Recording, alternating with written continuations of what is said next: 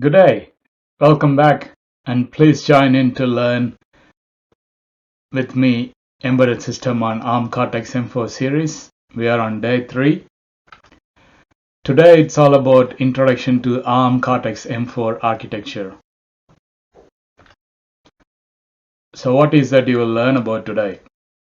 I'm going to start off with ARM overview, give you the basic overview of what ARM is about and why we go for ARM and its core versions and the architecture extensions, followed by its processor modes and what is AMBA, AMBA.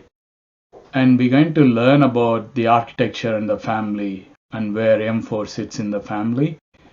I'm going to give you detailed explanation about each and every block sets inside ARM Cortex M4 and how the memory stackup is seated in M4, Cortex M4, and also the whole comparison of the Cortex series.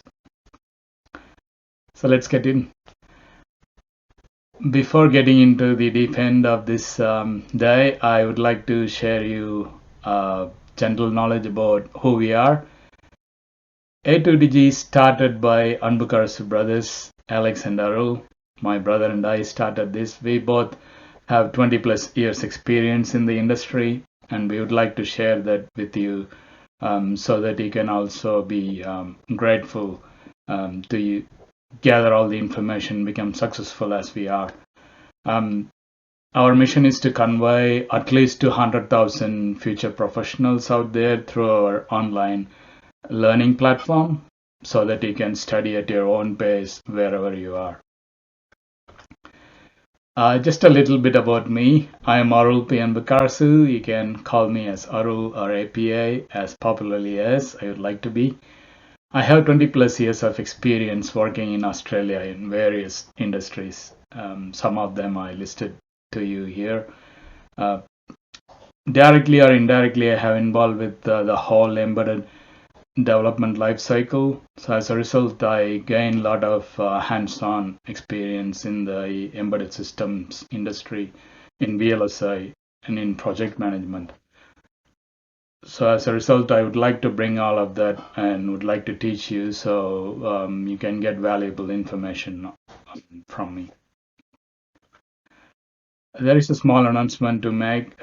This course or this structure of this online platform comes in two different categories as YouTube viewers and internship professionals. The YouTube viewers is if you join with me and if you learn for 25 consecutive days, then you would be eligible to get an e-certificate. But the main drawback about that is the videos will be removed from YouTube channel after 3 days, so you have to be there to learn and also clear the doubts as you go along. Whereas I would strongly recommend you to enroll for an internship because that will give you all the course contents, the course materials, the PPTs, the videos, plus lots more reference links and the source code. Of course, the source code as well. And you get a lifetime validity and you'll get support from my team through the backend. So please join the internship and I'm sure you will get a lot out of the internship. Just to recap what you really require to practice and be more effective in your projects. So these are all the listed components that you would like to accumulate and start to practice yourself. But please do contact Pantech Solutions to acquire the above, and they're a cool team and they would be able to assist you to buy everything. Let's start the day today by knowing a little bit about the overview of ARM. ARM abbreviated to Acorn RISC machines. Their architectures were developed by ARM Holdings in 1980s as a low-power alternative to traditional microprocessors. Later, it changed to Advanced RISC Machine. The ARM processors are based on RISC. What is RISC? RISC is reduced instruction set computing to make your processing simplified and make it more efficient. So that's where RISC stands for. And its architecture is well suited for low power devices. And their processors are customizable. The chips can be altered when a customer comes in and throw in to change another requirement. So it is customizable, so you can change it. ARM is only a provider of a core processor, meaning they only design RTL level design core implementation, and they're protected with their own IPs. So the other companies, if they want to use their product, then they have to purchase the core, and they can use it with their peripherals, and they can redesign them and sell it, rebrand it with their name. So that's how it works. So ARM does not fabricate silicon on their own, but they are happy to provide their code to other companies so they can make use of it. So the other companies can buy boards, debug hardwares, and the peripherals, and also whatever it's associated with the application softwares, including bus architectures. Why ARM? Why not other architectures out there? So as you know, it's a RISC machine, so it makes it more simple and efficient to use because of its wide architecture extensions on the landscape. That's why ARM is so popular for any engineering design. Basically, in electronics, so everyone goes for ARM, and it makes your design cycle a lot easier to do. And it comes up with all these four major advantages. It has thumb 2 instruction sets, which you will learn about that shortly. It's greatly improved code density, and also it has DSP core in it, signal processed directly with the RISC core. And just say another extension where Java applications are integrated to it. And Trust Zone, that's the main security platform where you can also have it in ARM so that your design is well secured and you won't lose anything. And also on top of all of this, the core processor, it's a performance. The speed is really fast with operating system speed of 100 megahertz. And the tools of choice that, as I said earlier, it is customizable, so you have plenty of choices to choose from. And you get plenty of wide support about anything about any project. So if you want to, you can directly approach ARM and they are happy to help. If not, as a project builder, you can go to your project team and they would be able to help. And also ARM processors can work in low power consumption, meaning it can work on 3.3 volts or 5 volts. So in other words, it's power efficient. I'm briefly just showing you about the vastness of ARM, how it is all linked with other partners. As you can see in this, ATP partners with all these companies at Siemens and Wipro, you all know Wipro, Synopsys and all this. And also they have a tool partner, so where they buy the core and use with the tools. So Synopsys, Cadence, Mentor Graphics, and to name a few. And they have a big arm in partnership with the major providers of Philips, Fujitsu, Ericsson, Yamaha, for instance, Sony. So these are all really good to have a combined partnership with real-time operating system partners and also the software partners. So in general, ARM is a big company where it is partnered with plenty of other channels to grow further into branching out to further. And also it's useful for everyone because it's all helpful in the end to achieve their targets. Let's briefly learn a little bit about ARM architecture versus the processor. I'll start with the architecture. The architecture describes the details of instruction sets, its programming models, and its exception model, and how the memory is stacked. And it has its own architecture reference manual. So if you want to know, and if you'd like to know anything about in-depth architecture, then you need to have a separate reference manual. That's called architecture reference manual. And I given you the link in the next slide. You can go there and read for yourself. There's plenty to know about architecture. And when we come to the processor is developed using one of the ARM architectures. Yes, the ARM company developed its own processor core, so that's the one we're going to use it. And in this series, I'm going to use STM32 F411RE, and that has ARM processor core in it. And the processor will give you more details about its implementation, about its timing information, about various peripherals, etc. And it has also a separate manual, so you need to have both. For processor, it's technical reference manual. For architecture, it's architecture reference manual. So that's the differences between architecture versus processor. Now let's go into ARM architecture versions. What all the versions are there? So every ARM will come with a version.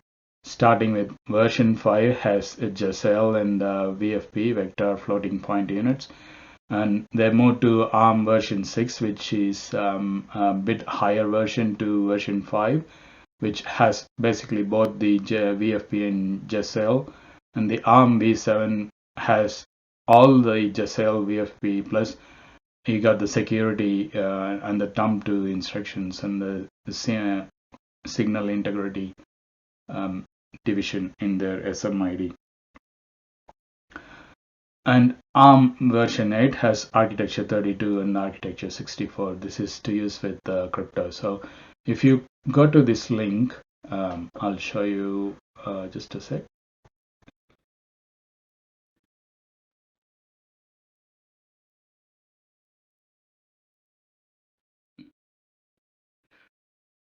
This is the one to show the different various ARM processors out there. And I'm going to show you about the ARM Cortex M4 series.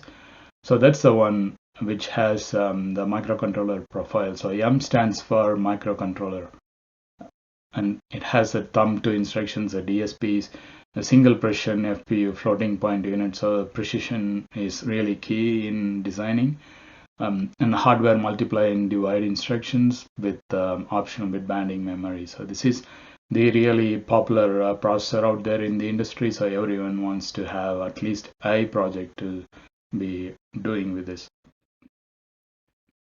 That's about the architecture version. So let's move on to about discussing different processor families and what they are all about. Let's start off with Cortex A series. So whatever you see after Cortex, that A, R, M, likewise. So A stands for application. The application series targets mainly on the high performance processors that's capable of operating on full support operating system.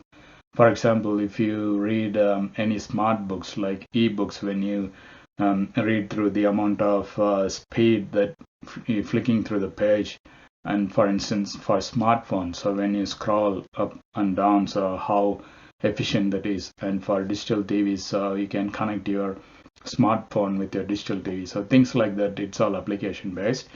And next one down to A is the R, the Cortex R series. It is, as you learn from day one, it's real-time series, so R stands for real-time. And this series is targeted mainly for real-time applications.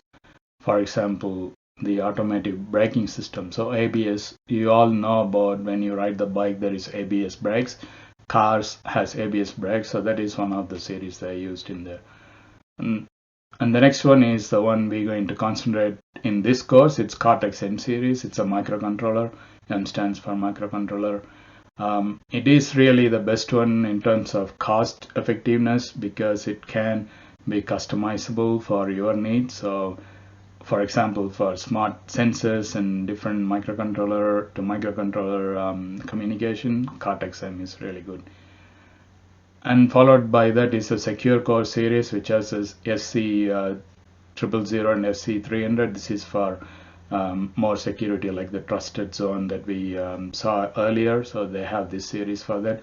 And prior to that, they have the basic features on single processing with limited features like ARM 7, 9, and 11. So this is the different ARM processor families, and this course is all about ARM Cortex M4, which is the hot processor, the gopher processor out there in the industry. Let's talk about the architecture extension in ARM4 family. As you can see, there is 3 different bars in there. The purple one shows the ARM, the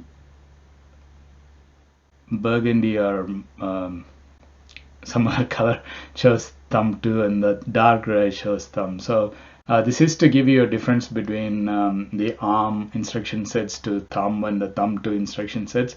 So the ARM here, Cortex M4 is a 32 byte, 32 instruction cycles sets, whereas the thumb and the thumb2 is different. So particularly Cortex M4 is using thumb2 extension because it has improved core density, improved performance, and power efficiency. As you can see, thumb R has 32-bit operations with 16-bit instructions, so therefore you have 16-bit and 16-bit is two combination to make the 32-byte. Introduced with ARM 7 TDMI, T stands for the thumb. Subsequently supported by the ARM developed processor since the early days whenever it started. And they improved by joining or improvised to thumb2.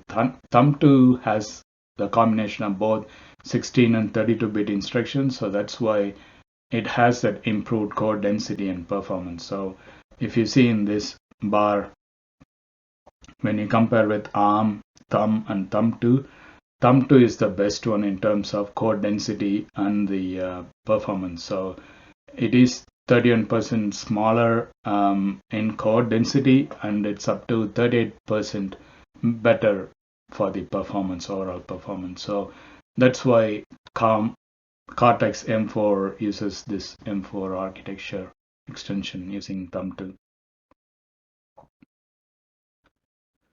Now let's slowly look at each and every architecture extension about this Cortex M4. First, we start with the trust zone. The trust zone is a TE environment where your code, actually the project sits in a trusted zone. So nothing, it's like in a black box, so you can't modify or do anything, and it is well secured. And projects with highly secured applications will go for this, and it can work in various platforms and applications. So that's one of the best for security if you go for security. The next one is the Jacel. Yes, it's another Java application oriented, which can run in all Java virtual machines. It enables the acceleration of Java applications. So if your project needs any Java related things, this is the extension. You can have it. And then we're going to see what is AMBA. AMBA stands for Advanced Microcontroller Bus Architecture. It is an open standard freely available for any connection and management to functionally connect with any blocks in the SoC, the system on chip. So what is this AMBA? So the ARM core is connected with the advanced high performance bus, and that's connected to all the major ones with the memory interface, with the direct memory access interface, and with the RAM memory. So it's mainly the high performance buses are connected with directly to the ARM core. And if you want to connect to the peripherals, you have to enable the ARM peripheral bus to enable to use, for example, if you use keypad or a timer or RTC or IO, you have to enable the APB. And to communicate that, there is a bridge that's connecting the ARM core to the ARM peripheral bus. So you have to enable APB first and then APB bridge second to communicate to that. You will see that when we start to do coding as we move along, but this is the general AMBA system. So Cortex M4 is all derived from AMBA 4. Now let's see what's about the processor profile. As you already know through your research, there is a lot of Cortex M series out there. The M0 and M0 Plus are optimized for low power with the dynamic power. So the output is 13 microwatts dynamic power, whereas the M0 Plus is 11 microwatts. It's only used for small projects. And then they further developed that to M3 series, where they have the full thumb and the full thumb 2 instruction sets. But what it really useful in M4 is it has added on DSP instructions, which has the optional floating point unit. So you can do precise design. So that's where M4 is really advantageous. You can do a lot of video processing, image processing with the help of DSP processor, and we have other various M7, M23, and M33. M23 and 33, if you wanted to have your application to be more secure oriented, then this is the series you have to go for.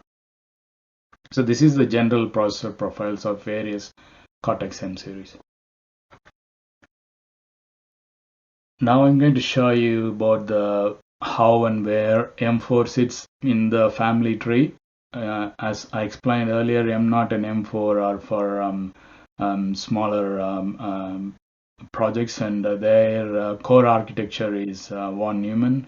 As you might remember from previous sessions, that von Neumann has a drawback because the CPU can only fetch either data or program memory at any one instruction cycle, whereas the COM4 Cortex M4 is Harvard architecture, so simultaneously can fetch information from data and program at the same time.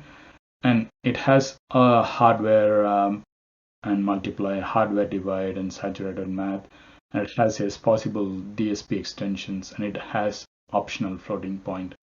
So this sits right up there for anyone to use cool projects. So you can include Cortex M4.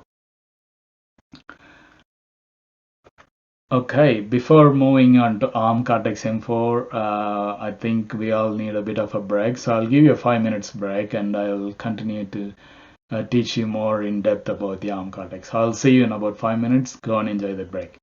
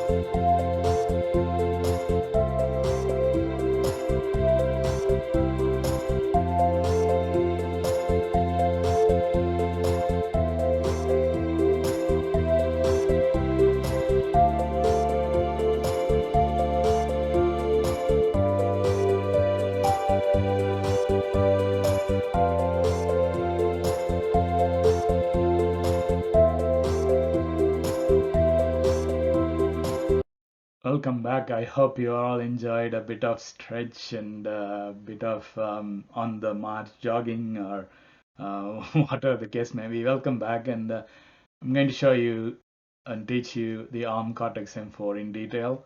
This is the basic block diagram, what's inside the core processor. It has nested vector interrupt controller, NVIC. It has wake up interrupt controller. When your device goes to sleep mode, through this you can alert the device to be back in operations. The main is the CPU with the DSP extensions. It has its optional floating point unit.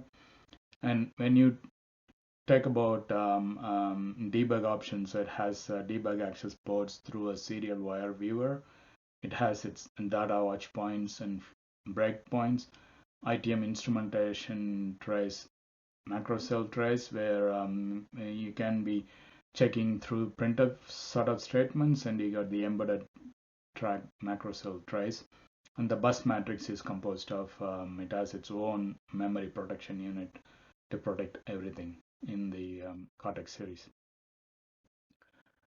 And this is in-depth bus connections inside the Cortex M4. As you can see, the whole code inside it sits in with NVIC, the floating point units, and that's the core, main core with the FPU.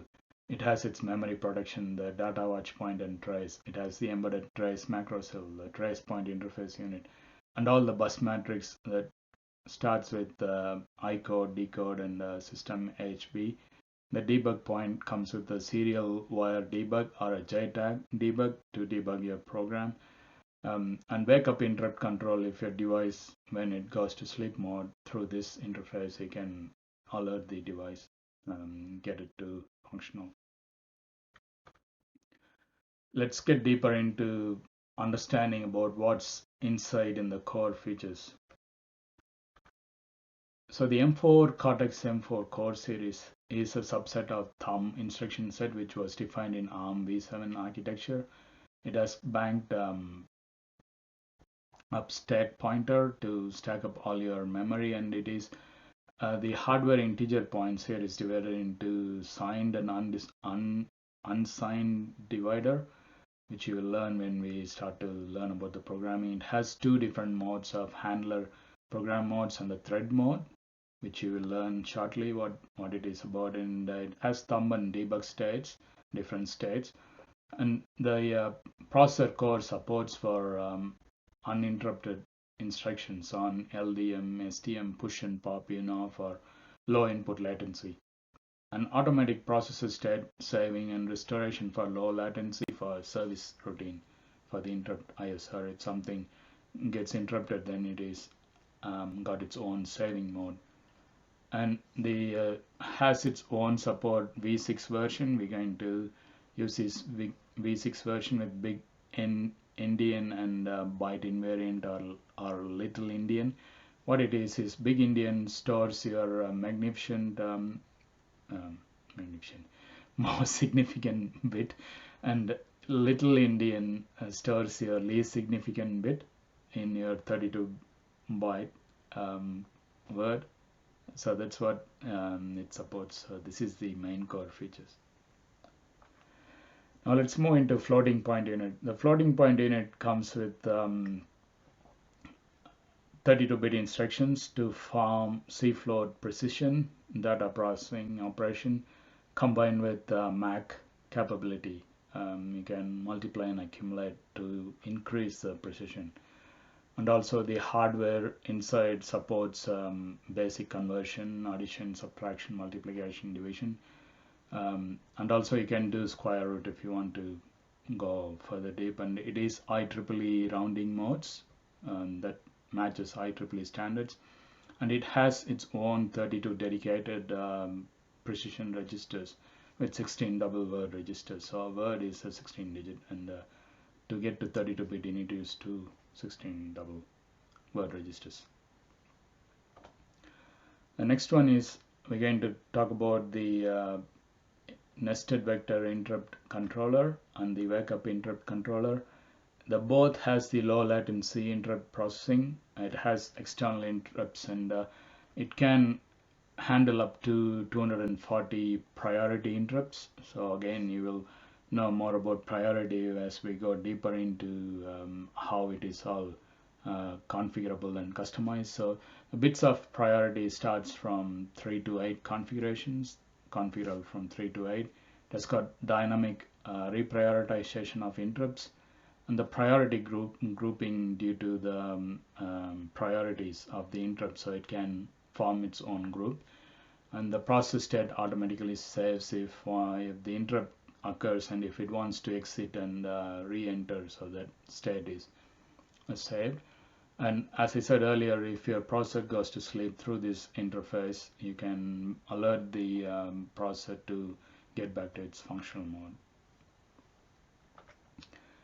Next is the memory protection unit. We're going to see what it is. So it prevents any corruption of your data in the processor, and it has 8 memory regions. So the sub-region disable SRB enables its regions to use most of it, most use of the spaces. That ability is to enable a background region that implements default memory map attributes, so it can map to any newly added memory location. So the memory protection unit is that to protect the extra memory locations. Next, we're going to see about the interfaces. The interface is linked with the main bus matrix. The bus matrix is a 3 advanced high performance bus, as we saw in the functional diagram earlier. So it interfaces with the I code, the instruction code, the D code, the design code, and the system bus interface. So that's the instruction interface and the design data interface and the system interface. It's all comes from the main bus matrix, and it divides to whether you're going to target the memory for storage or you're going to use a I/O from the peripheral. So that's where the two different buses comes in to picture, with linking with the advanced high performance bus to the advanced peripheral bus through a bridge. And these four are the APB debug system interface. You can use that to debug your program. So now let's move on to see about the debug features.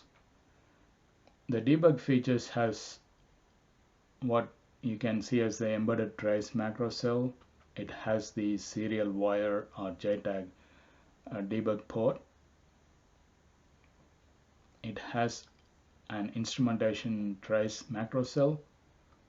It has the trace point interface unit TPIU, where you can trace in the program sequence. You can trace and see where the program is and where your debugging level are up to. So all these individual modules does its own functionality, so it is nice to have all of this in one processor.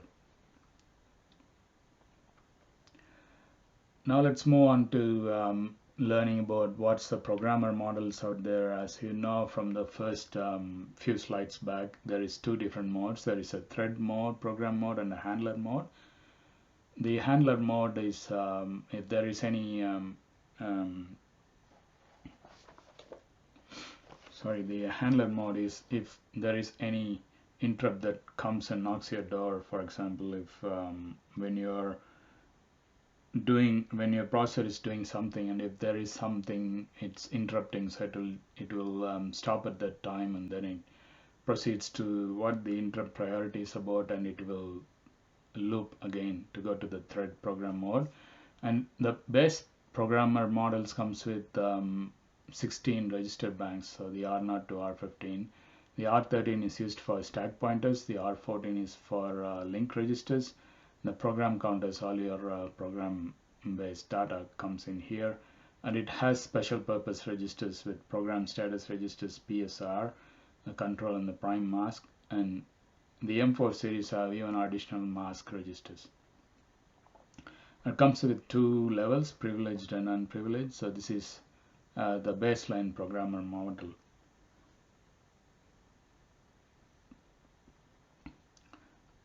In brief, the handler is interrupt handler routine sequence when there is an interrupt service routine that happens, that's what handles the main, and it allocates a priority.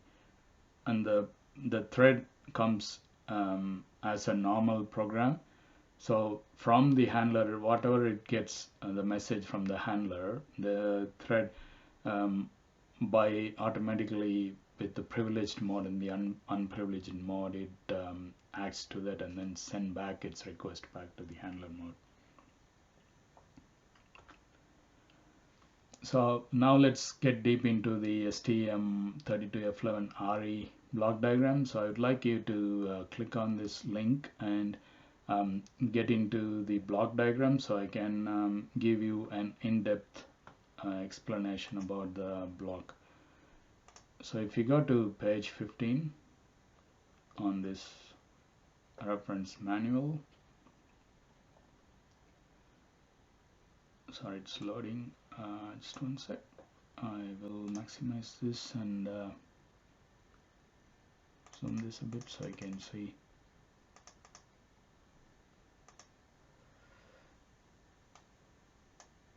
I think you can see that. So the block diagram that I've seen with all the basic blocks, so that's what you will see in the reference manual at page 15 in the reference manual.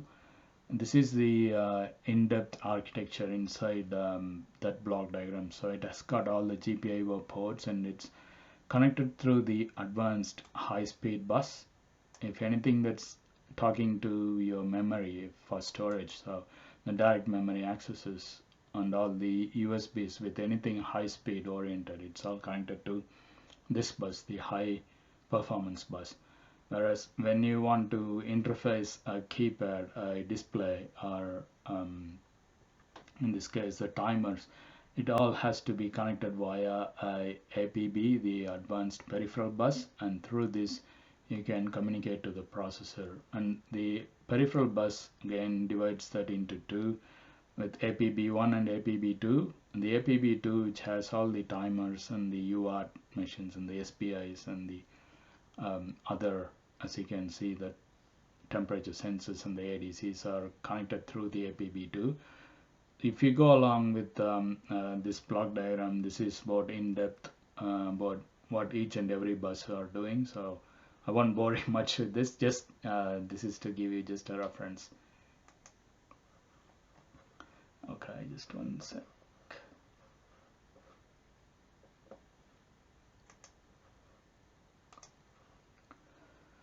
And if you want to know more about STM32F411RE, that's the link. You can click that and you can find yourself all about this programming, this processor, the STM32.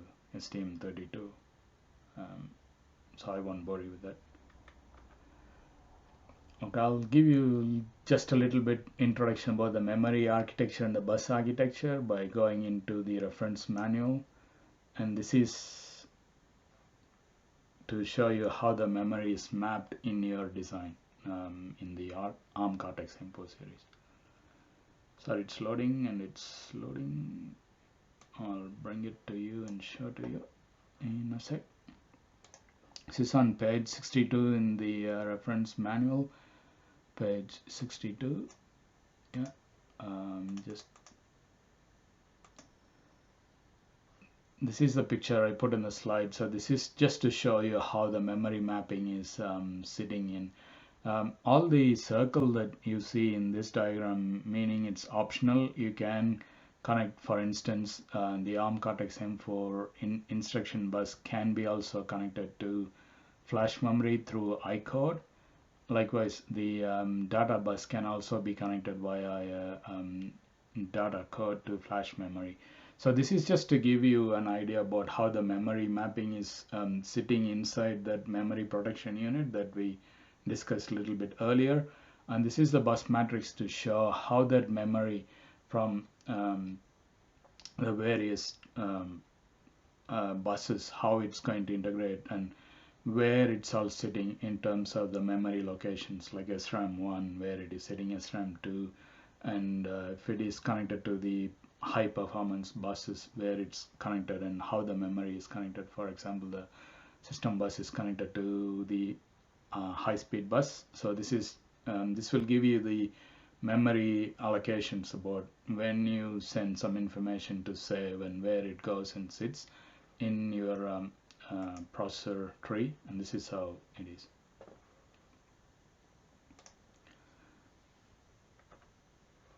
So as I was saying earlier, the memory map with the Cortex M series, so every memory location starts with the starting address and the end address. As you can see, the memory mapped is with the input-output line. The on-chip RAM, the program memory where your fundamental program to run the chip sits between 0 cross 0, 0, it's in hex 0 cross 0, 0, 0 to 0 cross 1 series. In that location, the on-chip ROM is got all the information, and below that is the data memory address, the RAM. All the memory that's saved for data, it will start in 0 cross 2, 0, 0, 0 to 0 cross 3, F, F, F, F. And then all the peripheral data will be located on this with the IO register. As per the manufacturer's principles, they also prefer you to have all the information that's coming through peripherals starts with 0 cross 4 dot dot dot to 0 cross 5 FFF. And you need to have a bigger external memory off chip, because sometimes if you want to extend your memory when this is running out, or if you want to use for more complex projects, and that's where the external memory address sits from 0 cross 666 to 0 cross 9A 9FFFF. And the external devices memory starts with 0 cross A to 0 cross D FFF. And the Cortex CPU terminals, they start with the nested vector interrupt controller and the sysdic. They sit in this peripheral with 0 cross E to 0 cross FFFFF. So this is how the memory is mapped inside your project when you start to code and want to send the data across the program memory where it sits on-chip RAM, the data memory where it sits on RAM, the peripheral data where it sits between these two. So likewise, this is how the memory is mapped. Now let's move on to the comparison. So far we have learned about the block diagram, the processor families, and about its architecture based on von Neumann or Harvard. So now just to give you a small comparison in terms of its scalability and compatibility with the architecture, the Cortex M0 works on 90 micrometer design. It's used for lowest area for low power applications.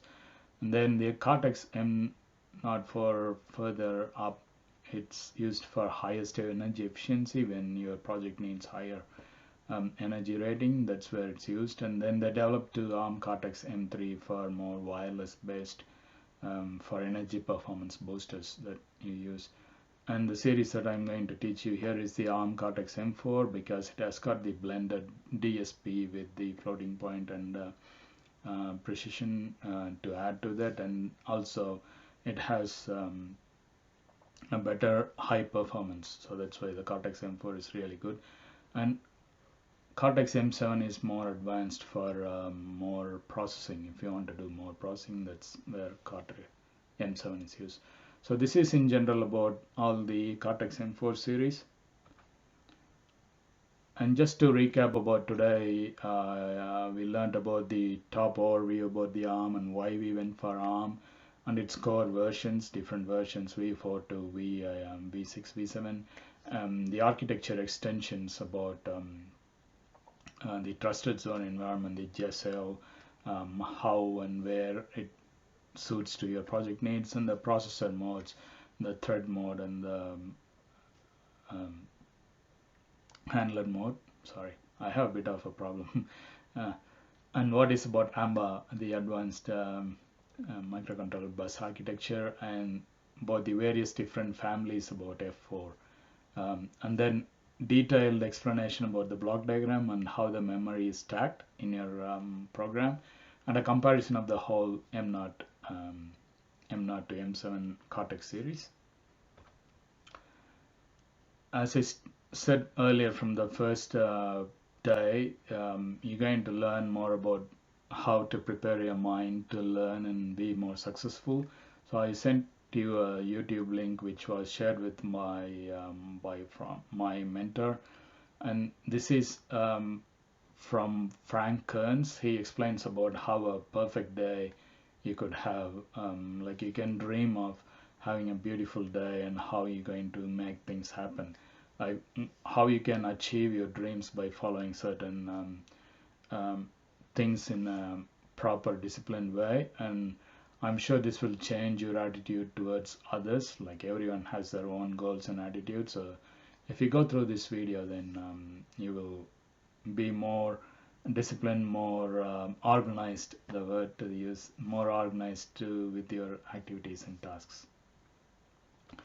And also the next one is the involvement, so the mindset will, that you want to create in moving along with this course. So just the general, write your 10 goals and the 10 ideas, and 30 minutes, please avail yourselves for 30 minutes every day to do any type of activities, walking or running.